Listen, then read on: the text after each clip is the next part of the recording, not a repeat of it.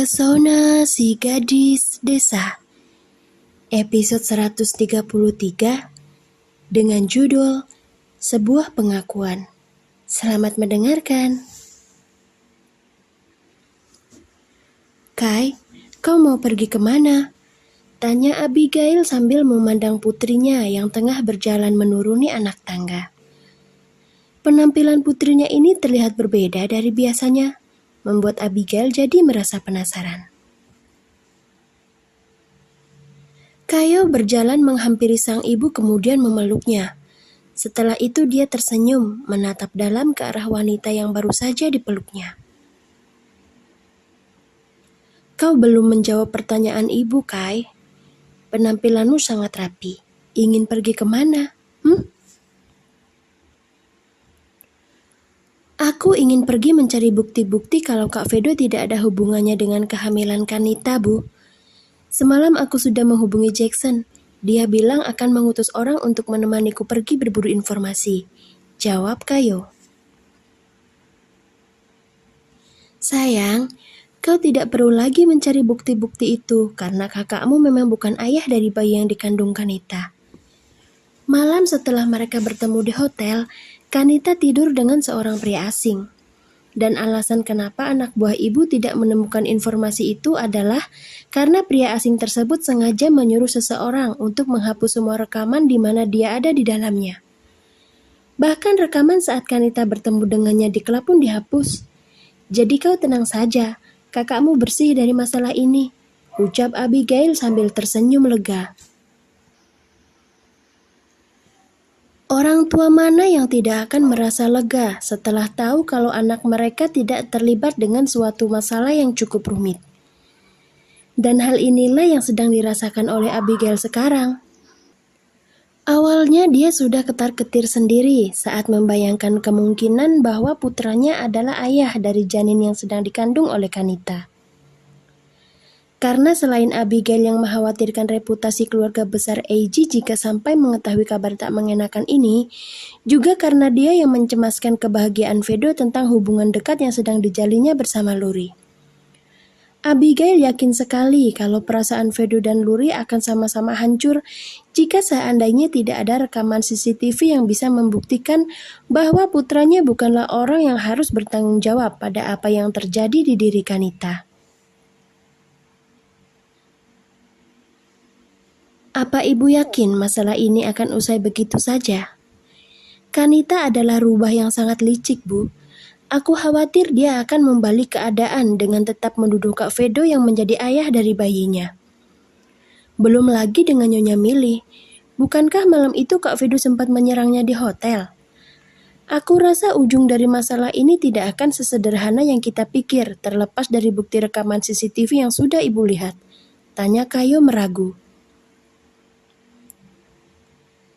Memang benar kalau kita tidak boleh memandang masalah ini dengan sederhana. Akan tetapi yang paling penting kakakmu mempunyai bukti kalau dia tidak melakukan apa-apa pada Kanita. Kalaupun memang nanti mereka menuntut kakakmu untuk bertanggung jawab, maka ibu tidak akan tinggal diam.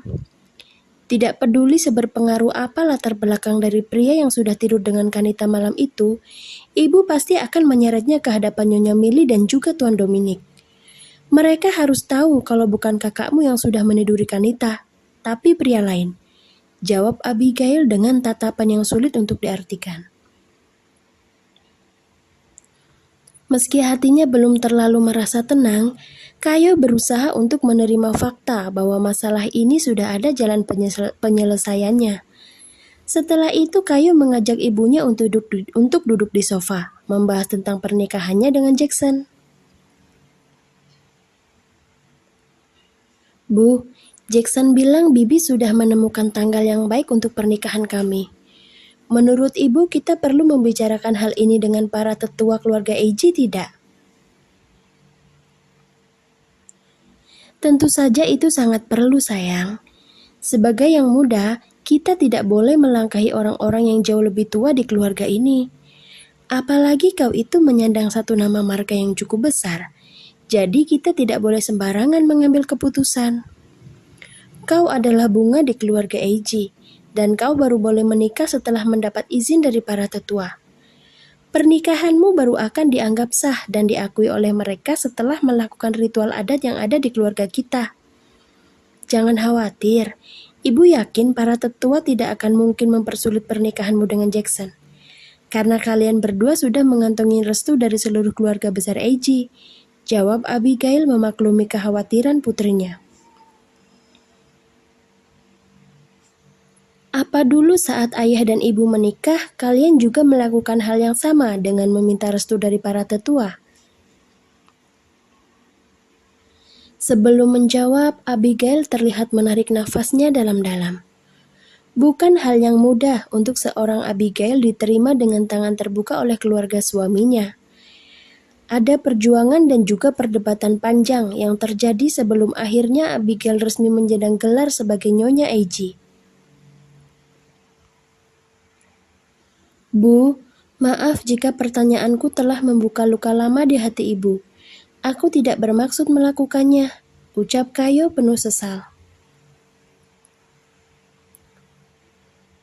Untuk apa kau meminta maaf begini, sayang? Pertanyaanmu barusan sama sekali tidak menyakiti hati ibu.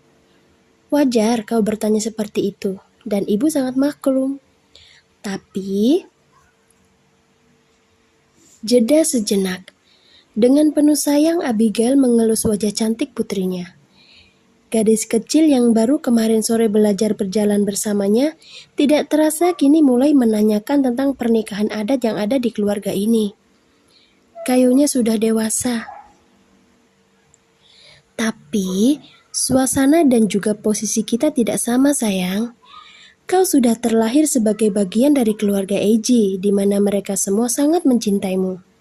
Sementara ibu, dulu hanyalah seorang wanita dingin tanpa latar belakang besar yang tiba-tiba dibawa masuk kemari. Pro dan kontra tentu saja ada, tapi ayahmu tak pernah membiarkan mereka merendahkan martabat ibu. Hingga pada akhirnya ada satu kejadian yang membuat keberadaan ibu benar-benar diakui dan diterima oleh para tetua AJ. Ingat ya, hanya para tetua saja yang menolak keras ayahmu menikah dengan ibu. Sedangkan untuk buyutmu, kakek, dan juga nenekmu, mereka sangat menerima ibu sebagai menantu di keluarga AJ. Bahkan mereka turut membujuk meminta ibu agar menerima pinangan dari ayahmu. Dan ya, seperti inilah keluarga kita sekarang. Ibu melahirkan sepasang anak yang begitu disayangi oleh orang-orang yang dulu tidak menyukai ibu. Untuk sampai di titik ini sangatlah tidak mudah, Kayo. Butuh kesabaran dan juga pengorbanan besar hanya demi mendapat sebuah pengakuan. Itulah mengapa ibu begitu menjaga keutuhan keluarga kita. Lanjut Abigail menceritakan perjuangannya dalam mendapatkan restu dari para tetua keluarga AJ. Pantas saja ayah begitu mencintai ibu. Rupanya perjalanan kalian agar bisa diterima oleh para tetua tidaklah mudah.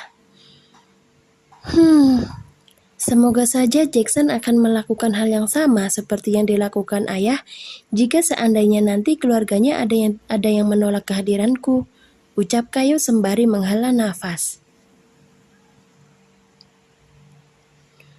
Bagaimana mungkin ada yang menolak kehadiranmu jika yang menjadi keluarganya Jackson adalah bibimu dan juga kakak iparmu? Kai, jangan bilang kau lupa kalau Jackson itu tidak memiliki satupun keluarga selain Elea dan Bibi Leona. Tanya Abigail meledek. Setelah itu dia tertawa melihat putrinya yang langsung menepuk kening.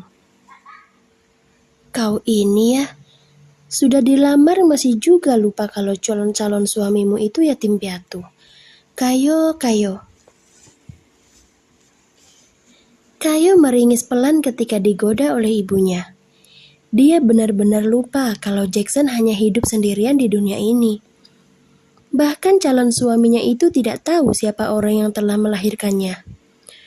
Malas mencari keberadaan orang yang sudah meninggalkannya hidup sebatang kara di dunia ini. Begitu jawaban Jackson setiap kali Kayo bertanya kenapa tidak mencari tahu siapa dan di mana kedua orang tuanya. Bu, saat menikah nanti kira-kira keluarganya Luri kita undang atau tidak ya, Bu? Aku menikah lebih dulu dari Kak Vedo. Aku takut dia merasa malu dan sedih saat melihatku duduk di pelaminan bersama Jackson.